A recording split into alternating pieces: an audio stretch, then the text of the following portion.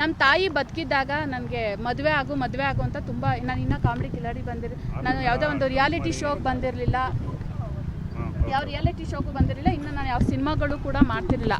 ಆ ಒಂದು ಸಂದರ್ಭದಲ್ಲಿ ನಮ್ಮೂರ ಕಡೆ ಎಲ್ಲ ಯಾವಾಗ ಮದುವೆ ಮಾಡ್ತೀಯ ಮಗಳಿಗೆ ಹಂಗೆ ಹಿಂಗೆ ಅಂತೆಲ್ಲ ತುಂಬ ಪ್ರೆಷರ್ ಹಾಕ್ತಿದ್ರು. ನಮ್ಮಮ್ಮ ಸಾಯಕ್ಕೆ ಹೋಗಿದ್ರು, ಇದು ಮದುವೆ ಆಗ್ತೀಯೋ ಇಲ್ವಾ ಹಂಗೆ ಹಿಂಗೆ ಅಂತ.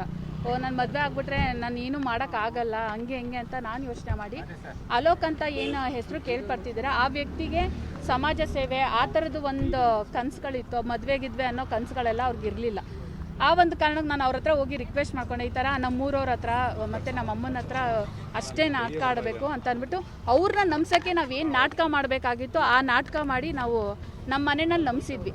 ಇದನ್ನು ನಾನು ಶೋಗೆ ಹೋಗೋಕ್ಕೆ ಮುಂಚೆ ನಮ್ಮ ಡೈರೆಕ್ಟರ್ಸ್ ಯಾರ್ಯಾರಿದ್ದಾರೆ ಅವ್ರಿಗೆ ನಾನು ತಿಳಿಸಿದ್ದೆ, ನೋಡಿ ಸರ್ ಈ ಥರ ನಾವು ನಮ್ಮ ಅಮ್ಮಂಗೆ ಮತ್ತು ನಮ್ಮ ಊರವ್ರಿಗೆ ನಂಬಿಸೋಕ್ಕೋಸ್ಕರ ಸುಳ್ಳು ಹೇಳಿದ್ದೀವಿ ಅಂತ ಅಂದ್ಬಿಟ್ಟು ನಾನು ಮುಂಚೆನೇ ಹೇಳಿದ್ದೆ.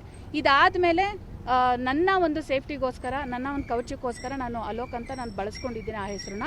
ಮತ್ತು ಆ ವ್ಯಕ್ತಿನೂ ಕೂಡ ನನಗೆ ಹೇಳಿದರು, ಮುಂದೆ ನನ್ನ ಫ್ಯೂಚರಲ್ಲಿ ನಾನು ಸೆಟಲ್ಡ್ ಆದಮೇಲೆ ನೋಡೋಣ ಹಾಗಂತ ನಮ್ಮಿಬ್ಬರ ಮಧ್ಯೆ ಯಾವುದೇ ಲವ್ ಇರಲಿಲ್ಲ.